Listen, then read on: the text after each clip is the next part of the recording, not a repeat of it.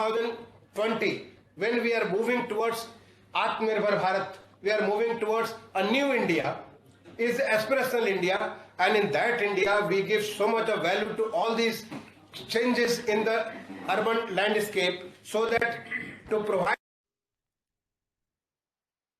such kind of facility that every Indian, every citizen is able to realize, and he is able to provide his best towards the Indian economy. So with these words, we have also lot of measures we have taken, like National Common Mobility Card, lot of things which are going to come up, sir. When the Honorable Minister is going to launch those things, they are going to prove that how we are moving towards a self-reliant India in our urban mobility. So with these words, again, I extend my hearty welcome to all of you, and I'm sure that today's deliberation is going to be of immense value to all the urban planners, the urban transporters, from the state, from the central government, from the academia, from the consultancy world, to add to better making our places better to live. Thank you all. Thank you, sir, for setting the tone and the context of the summit with your opening remarks. And now, ladies and gentlemen, we invite the perspective of the last living worldwide renowned guru in urbanism, who's also known as the father of modern urban planning.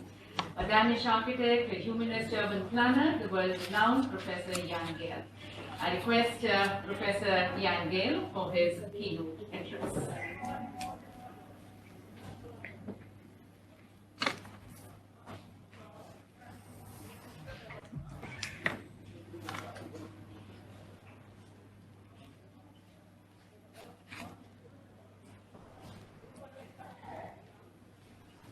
From here.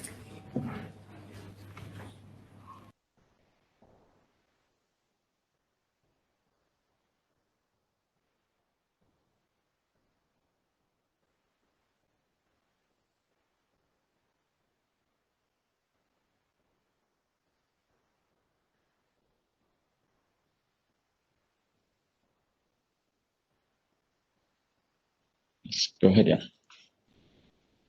Hello out there in India. I could not say good morning, but here is morning, so I say good day. It's a great honor for me to be invited to address the Urban Mobility Conference in India this day. And of course, now talking about urban mobility, one could expect me to start to talk about all the wonderful things we can also do with mobility, that we can talk about metro and light rail and bus rapid transit and automatic cars and shared cars and electric cars and all the smart things which are coming up. I have decided to talk about the most essential, the one thing all of us have in common, that is that we are all in the mobility or in the cities. We are all people, we are all pedestrians at some point, at least when you step out of your car and your public transportation. And my talk today will be about please make it simple and please make people, cities, your first priority. Shift. I do it? Yeah. We are eagerly waiting for all the wonderful new technological developments. They will solve our mobility problems.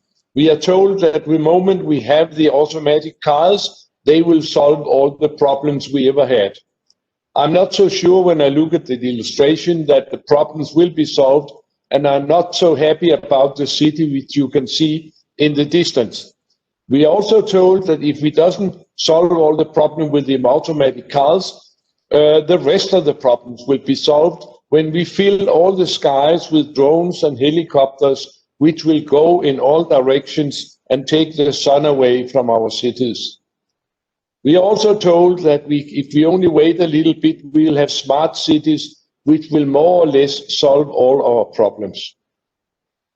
I realize that all these new technological ideas will be very expensive, and it will take a long time before they are rolled out and are available in all parts of the world.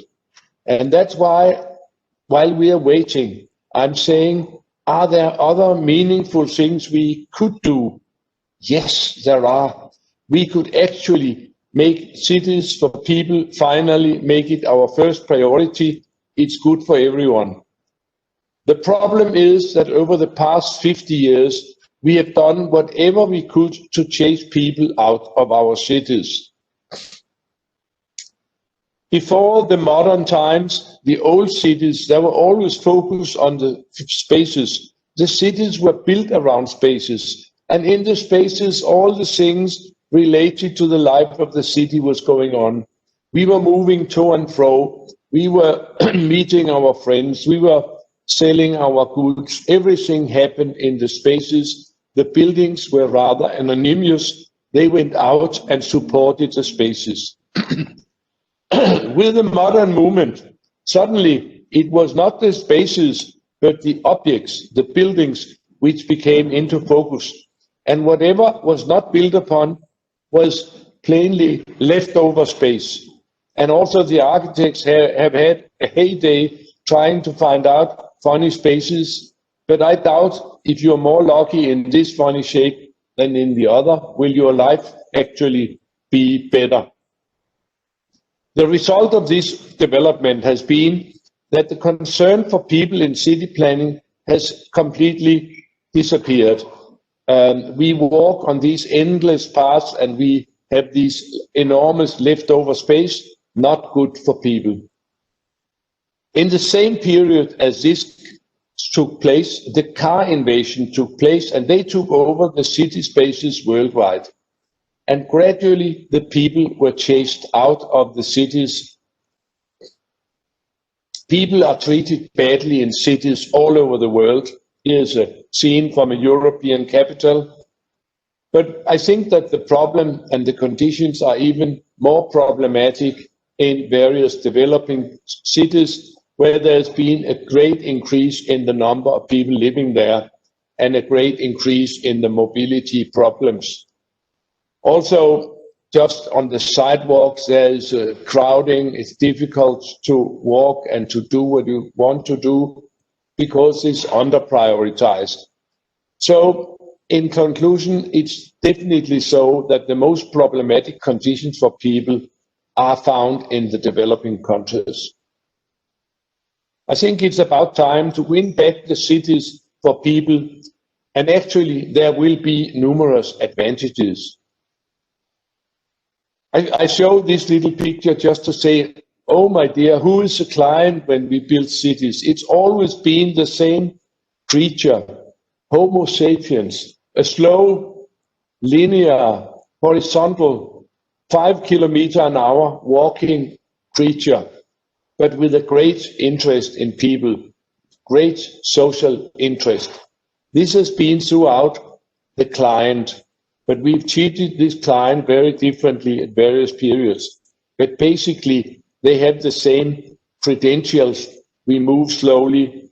Our senses are for slow city and for the human scale, the small spaces. I think that if we prioritize people, we will also, to a higher extent, be able to introduce again the human dimension, give people room to walk and to meet in their city. And we must realize that in the city, people is a number one attraction. We also are aware increasingly that we have to address the problem of climate challenge. And actually, again, if we walk and bicycle more, it's very good for the climate. And if we have better public transportation systems, which we must have to have a less footprint on the climate, then the public realm is very important. To get to and from the bus and the train is very important in all times of the day and night. So these things are brothers and sisters. Not least recently, we have in a number of countries had a new problem that is called the sitting syndrome, that makes it essentially that we in the future should move more and sit less. In America, this is about to be the major reason for death. Before it was smoking. Now they dead of having not walked enough. So the World Health Organization will point to all of us that we must introduce transport policy that promotes active and safe methods of traveling, such as walking and bicycling. Will there be cities who are now saying, in this city, everything will be done to invite people to walk and bicycle as much as possible during the course of their daily day, not only on the Sundays, but daily days? Yeah, actually, cities all over the world is rapidly taking on this agenda. I'll show you a few examples where I and Gale Architects have worked. Here it's Sydney. It's 2017, and they've just cleared the main street in Sydney and turned it into a pedestrian and light rail street. Completely different situation, much better city. In Moscow, there's been a great work done. Here's just a little side street where people were really treated all over Moscow very badly. Now they are treated increasingly decently and can walk around in their city.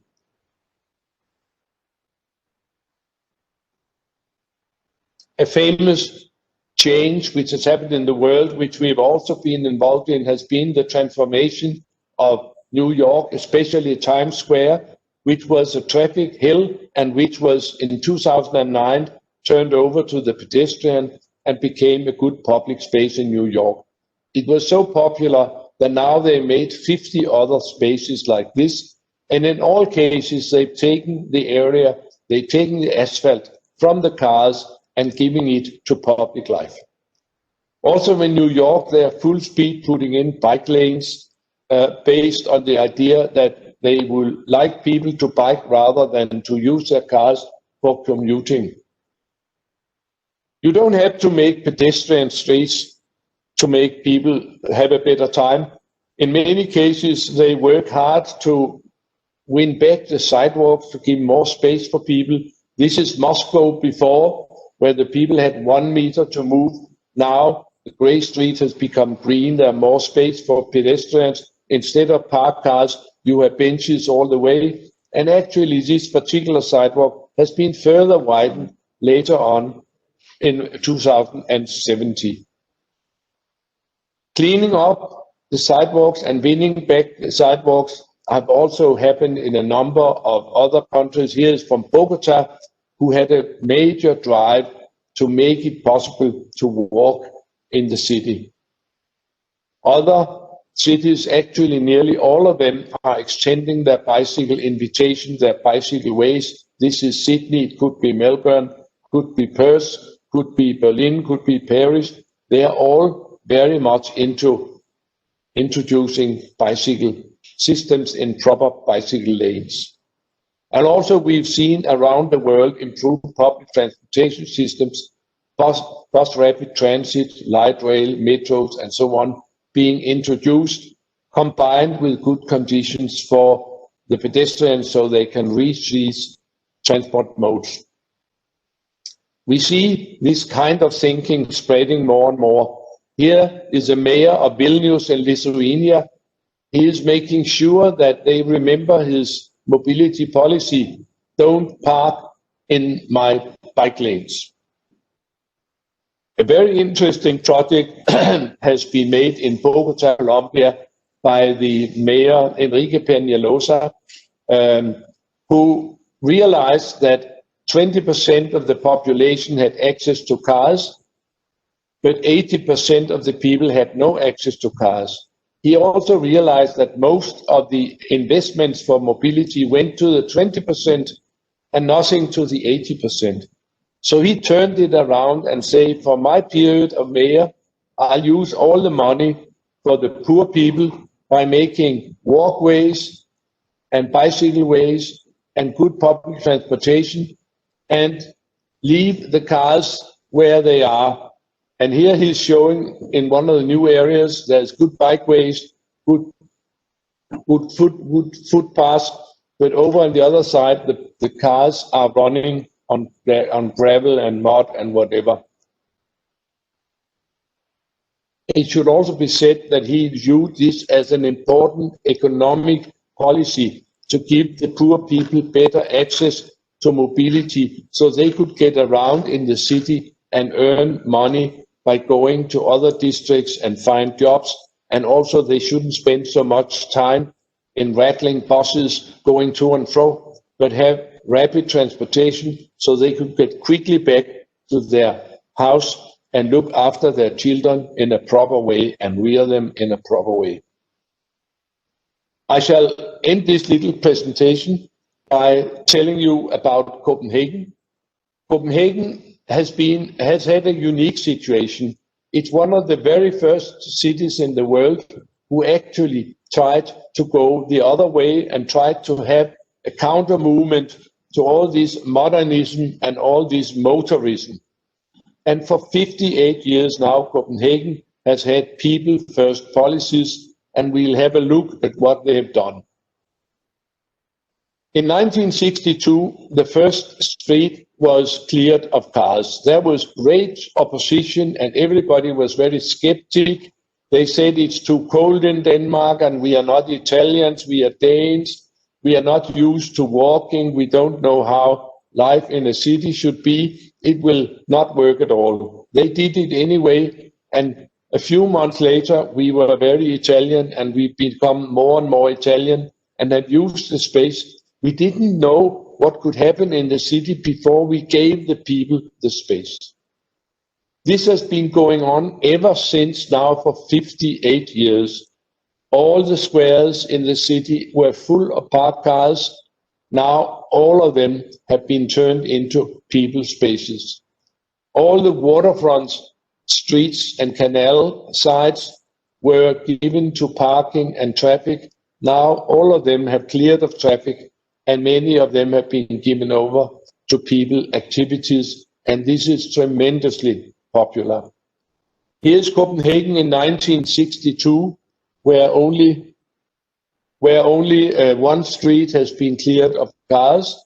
And this is the situation in 2020, where a very great network of streets and have been allocated to pedestrians, have been either fully pedestrianized or shared streets or some kinds of combined streets, but good conditions for pedestrians have been made in all these spaces. And this is just showing the center of the city, because in Copenhagen, they have now expanded this people first policy to all parts of the city. In 2009, the city council passed a new strategy that saying that we will be the best city in the world for people. And to me, it's important to emphasize that it's so important to have a strategy. Many cities have this project or the other project. We can call it acupunctures. But to have a good policy in these areas, you should have a vision. Where should this be 10 years from now, 10 years, 15 years, 20 years from now? And also then you should make a strategy about how to get there. Where shall we be 5 years? What shall we do first? Whatever. This kind of strategy was made in Copenhagen, and they worked ever after very, very concerted towards being a good city for people. Some examples could be that all the streets in Copenhagen look like the one above here, and all of them nearly have been converted to the lower one. So instead of 4 or 5 lanes, they now have 2 lanes, one either direction. They have a good median where you can rest when you cross the street. They have street trees, they have bicycle lanes, they have sidewalks. The lower street is much more beautiful. It's much safer for everyone. And it can take the same number of cars as the upper street because the traffic engineers are much more known now. They know much more now how to make traffic flow. Another sign of this people first policy in Copenhagen is the continuous sidewalks. Every time we have small streets going into big streets, we prioritize the bicycles and the pedestrians so that the sidewalks can be continuous. And it's the cars will have to stop and wait for the bicycles and the pedestrians and not the other way around. This to me is fantastic because now my granddaughter, Laura, she's 7, she can now walk all the way to school because there's sidewalk from her door to the door of the school. This is very important when you're 7 years old. Another part of the Copenhagen program has been that they have prioritized bicycling. They've done everything to invite bicycling. They made all over the city a system of good bicycle lanes, and they are wide. They have curbs to either side, and they are safe and good. And gradually, this has developed into a complete transportation system. You can transport everything, and especially with children, you have the cargo bikes. Every third family in Copenhagen has a cargo bike where you can bring your children to school, to kindergarten, to activities.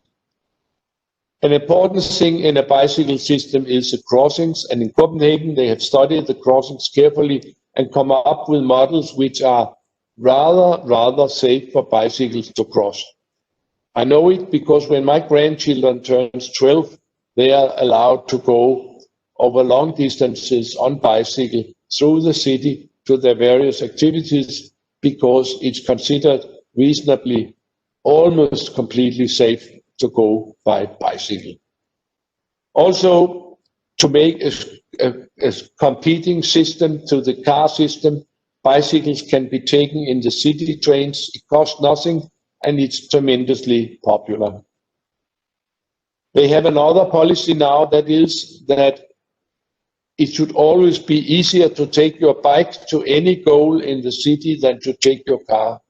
So they are putting up bridges and shortcuts for bicycles everywhere. So it's always quicker and more convenient to take your bike. Also in the area of bicycles, they have made, of course, not only a vision, where will we go, but also strategy. How can we get there? What shall we do first? What shall we do in the first 5 years, next 5 years? They have this strategy from 2011, best city in the world for bicycle. That's what they are working for. And they have become quite successful. Of course, we have problems in Copenhagen also. Now we have the problem of congestion on the bicycle lanes. Oh my dear, what do? We just double the bicycle lanes. And where do we get the asphalt from? We take it from the cars because there can be many more people on a bike lane than can be in a car lane. Summing up, there's been an impressive culture of using bicycle in Copenhagen. Gradually, the use of bicycle has increased. And by 2018, we have 49% of everybody going to work or to study in Copenhagen who used the bicycle for commuting. 10 years ago, it was 38%. And now, if I shall sum up, the lesson from Copenhagen and actually also the other cities is that if you give invitations for this kind of activities, you will have more walking, more life and joy in the cities, and more bicycling. Now we can go back to the start slides where I talked about what we can expect in the future. We have all these dreams, and also some of us have quite a few worries about the future. And I have some advice in the very end here. What you should not do is don't do Dubai. They have skyscrapers and they have mobility, but it is in no way a city for people. The little guy standing there, he has stood there for several weeks, I guess. He cannot get across at all. It's not a city for people. We have a city for people in Europe, that is Venice. They have absolutely no cars. Cars never entered Venice. So it's great for people of all generations, but it has a complicated and slow mobility system. They are sailing and they have water buses, whatever. So maybe something in between Dubai and Venice would be my advice. And why not try the Copenhagen model? They have a strategy of putting people first. They have a strategy to make the city good for people, but at the same time, it's also good for mobility. They put in a metro, they put in light rail, they put in fast buses, but they put also a lot of bicycles in, and they also widen the sidewalks so that people have a good time. I think that could be a model for how to put people first in city planning. I will end this by just a little overview. What is the consequence of putting people first, having people cities as first priority? Yeah, it's the simplest and cheapest you can do in any city anywhere. The infrastructure for pedestrians and bicycles are the cheapest infrastructure you can dream of. And it creates better cities for everyone in the population, from the youngest to the oldest. And it's so cheap and so easy to do that it is something for cities in all parts of the world. You don't have to wait for smart, expensive technology. All this about Homo sapiens, it's straightforward. You can just do it. And the final, I can say that you can all start tomorrow to be more people friendly. There are so many benefits from doing that. I wish you in the Indian Mobility Conference all the best in the coming days, and send you warm greetings from Copenhagen. Thank you.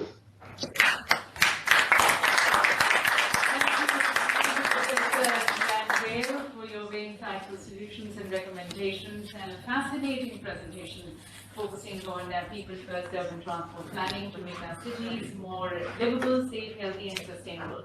And we are sure it will be very useful to our policymakers and urban planners. And now, ladies and gentlemen, in the spirit of experience sharing and cooperation, we invite the thoughts of Dr. Claudia Wonning, the Director General of the German Federal Ministry for Economic Cooperation and Development. Over to Dr. Claudia Wonning.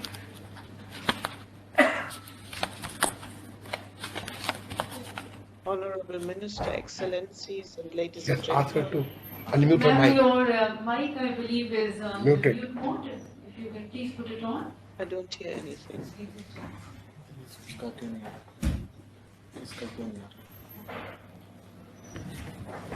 Shall I start? I don't hear anything. Yes. We can hear you now. Do you hear me? We can hear Yes, you. you can start. We can hear you now. Okay, I hear you hardly. Okay, I just try it and I start, right?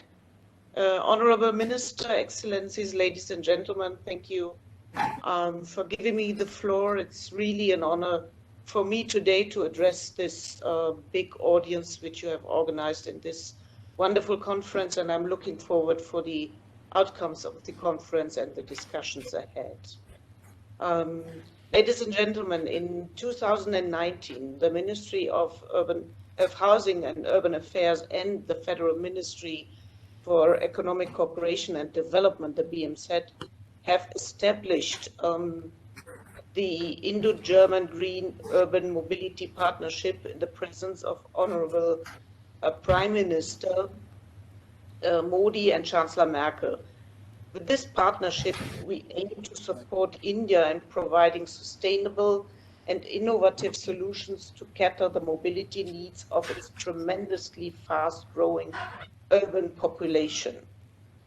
The focus of our Green Urban Mobility Partnership lies on efficient, people-centered, and low-carbon mobility solutions that serve several purposes: lowering pollution, climate impacts and congestion, and to maintain social and economic lifelines for the citizens, the same as the architect just has told us. We are looking back to an extraordinary year with the pandemic, turning our lives upside down. Mobility was particularly affected as strict restrictions of movement were implemented in almost every country to stop the spread. Our expert found himself in the unusual situation to work together with their Indian counterparts on guidelines how to implement safe movements and to regain confidence in the public transport. As we are all very well aware that an increased individual transport would suffocate our cities, we, India and Germany, are facing the difficult task to convince people to trust in public transport again as a safe means of travel.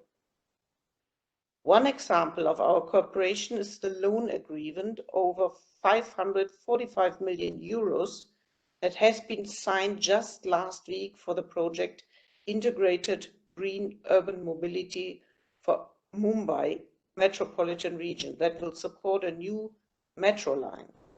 The project will not be restricted to tracks and stations, but include a huge range of important infrastructure for multimodal integration and last mile connectivity options for the passengers, such as footpaths, as we heard just now, cycle routes, we also heard about that, public spaces and safety measures to ensure an integrated, seamless public transport.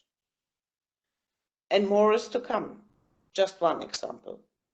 Under the umbrella of the Indo-German Green Urban Mobility Partnership, a euro 200 million worth nationwide urban mobility competition will be organized in 2021 by the Ministry of Housing and Urban Affairs, together with the KfW Development Bank.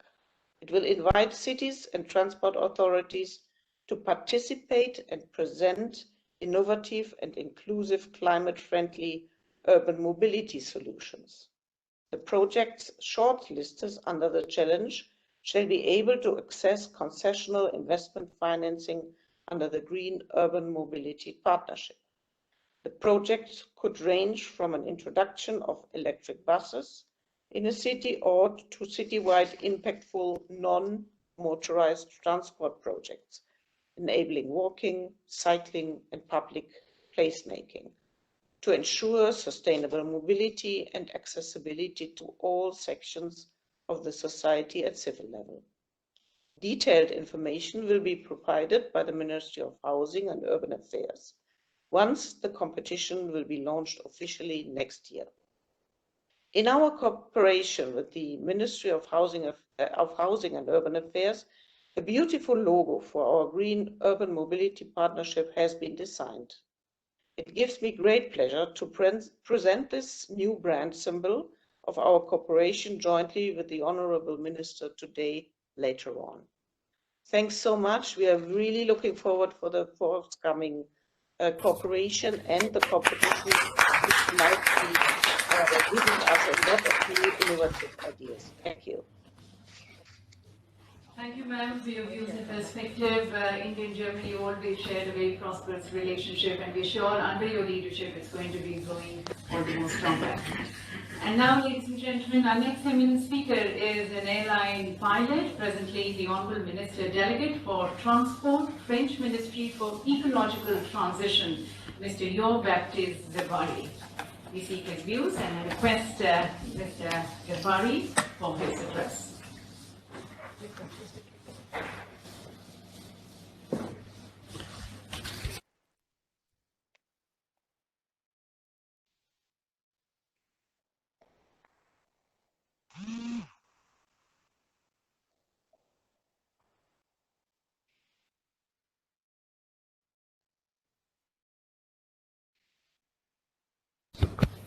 Oh, this is a recorded message.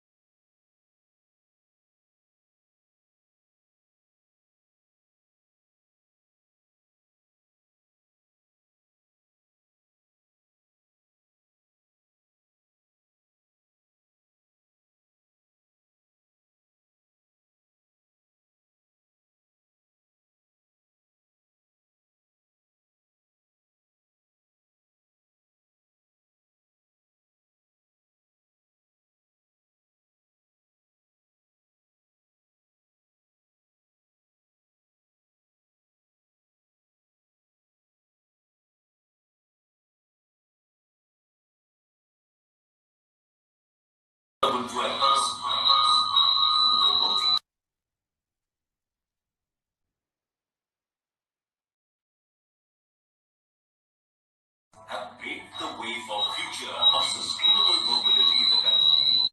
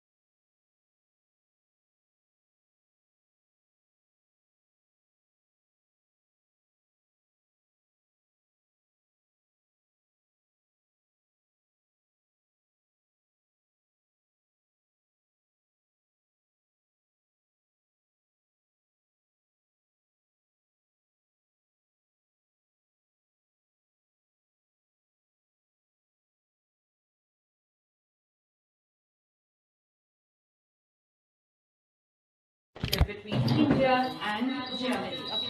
Within the framework of the partnership, Euro 1 billion is to be committed by the German side.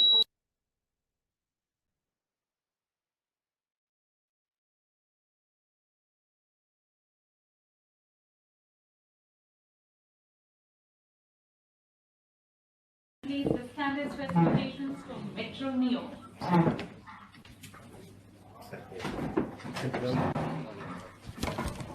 The booklet offers the standard specifications for Metro Neo. Metro Neo is an rubber-tied articulated code-based system having overhead electric traction running on dedicated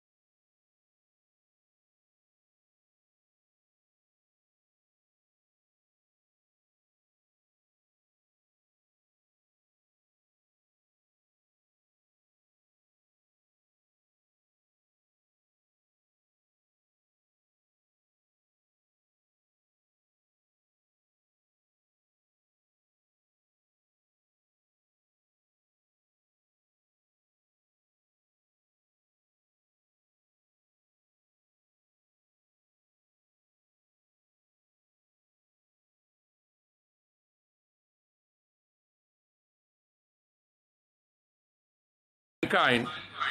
Therefore, we are adopting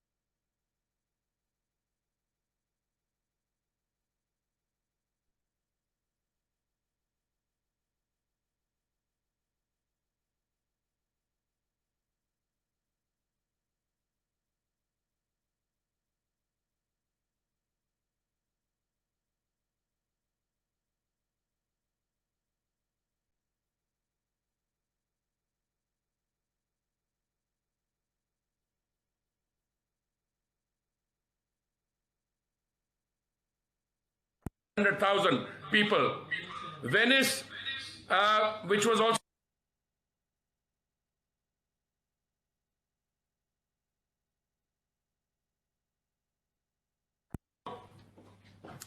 India became an independent country.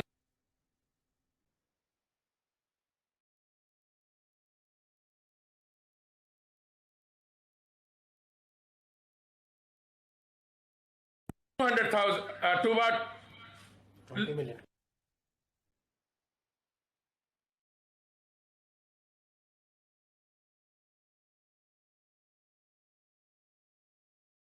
Population of 20 million. So the city does not mean that we are not confident.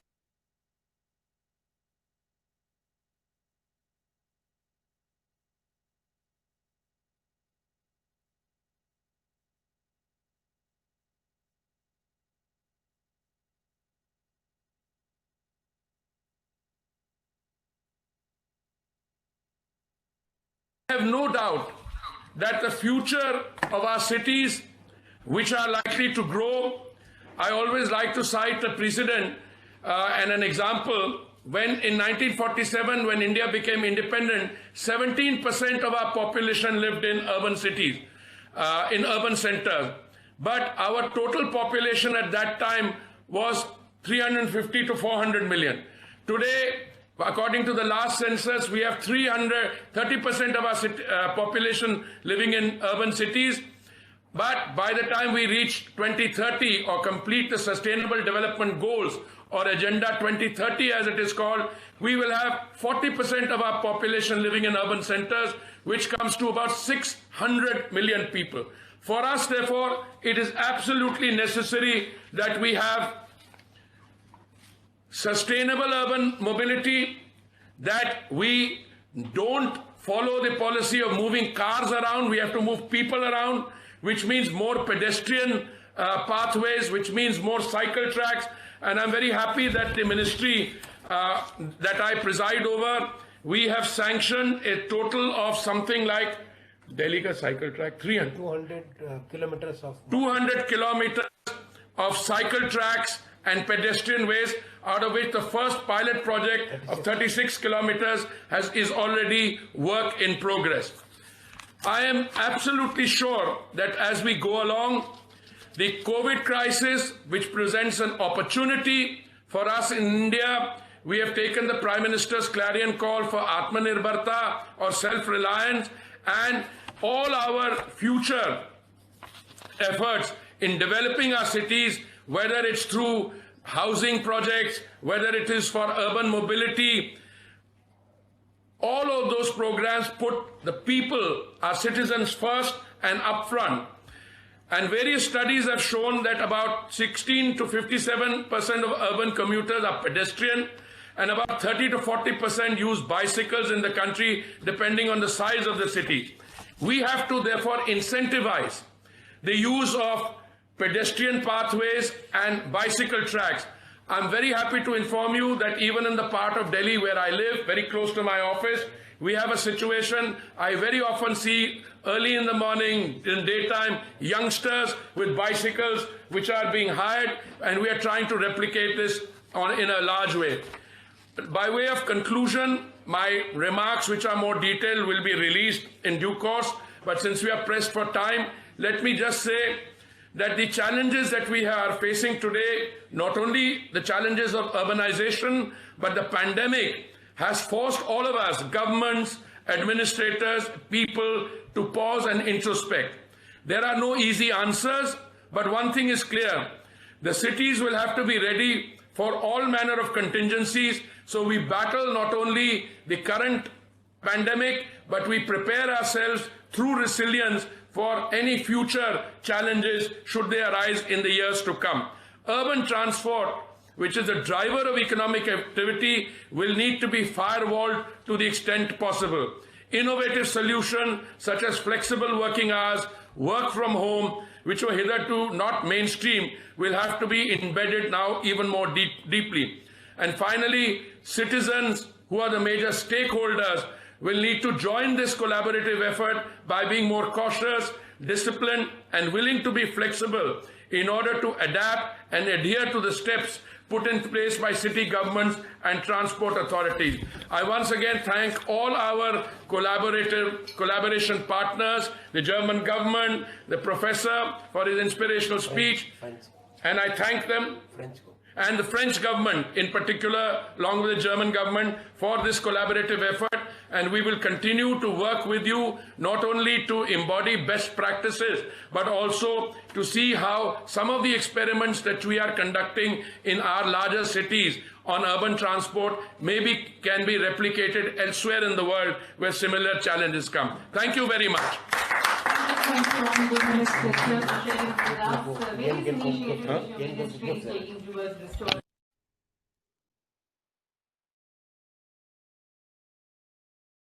and also towards making our cities more livable and healthy. Madam, Ian Gelko gift ke liye. Next. And now we would like to extend our gratitude and deep no. regards Let's to request. our keynote speaker, Request Mr. Ajit Gupta to. Professor Yan Gale, and would like to request His Excellency 3:30 Mr. meeting hai. Ajit Gupta, the Honorable Indian Ambassador in Denmark, to kindly present a memento to Professor Yan Gale.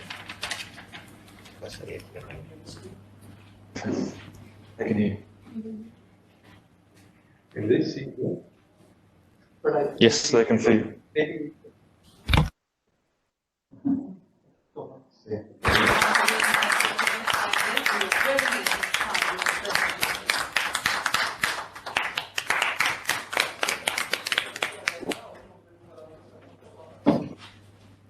हो गया, ठीक है.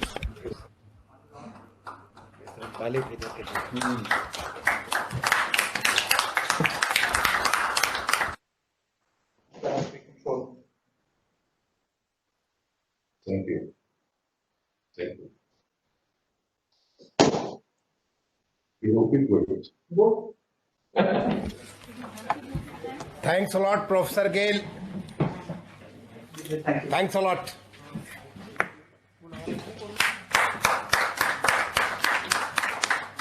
And as we conclude the session, at the end, expressing thanks to everyone, would like to request Shri Reddy, the Officer of Special Duty, UT, and ex-official Joint Secretary, Ministry of Housing and Urban Affairs, to please propose the formal vote by hands.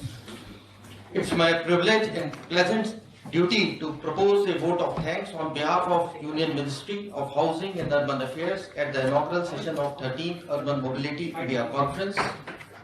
We are thankful to Honorable Minister, Housing and Urban Affairs for his gracious presence and sparing time from his extremely busy schedule to deliver the inaugural address. We are extremely grateful to Professor Ian Gale, renowned founder and senior advisor, Mrs. Gale Architects, for delivering the keynote address and enlightening the august gathering with his rich experience and pupil-centric planning. Our special thanks are due to Dr. Claudia Warding, Director General, German Federal Ministry for Economic Cooperation and Development, BMZ, and His Excellency Mr. Jean-Baptiste Javari, Minister Delegate for Transport, Ministry for Ecological Transition, Government of France, for their thoughtful address. We are extremely thankful to Secretary, Ministry of Housing and Urban Affairs for his welcome address and for his continued guidance and support at all stages in organizing this mega event, especially during these testing times. We are thankful to Mr. Ajit Gupte, Indian Ambassador in Denmark, for sparing time from his busy schedule for this conference. We are thankful to all the chairpersons, speakers and moderators for participating in the event. We are also grateful to all the senior officers participating from the central ministries, state government, union territories. We look forward to them in taking forward the policies of improvement of urban transport in the country. With these few words, I welcome you all once again to this 13th Urban Mobility India Conference in its first ever digital avatar. I am confident that this year's conference shall be enriching and fruitful to all participants of UMI Conference. Thank you. Thank you very much, sir. And with that, ladies and gentlemen, we conclude the inaugural session. We're now going to be moving into a short break of 10 minutes, and on the other side of the break, we have the plenary session on the theme Emerging Challenges in Urban Mobility, which is going to be chaired by respected Secretary, Shri Shankar Mishra ji. The link towards that we've already shared with you, but it was also being flashed in the chat box. You're requested to connect with the link, and 10 minutes from now, ladies and gentlemen, Indian time, 3:45, we are going to be starting with the next session. Thank you.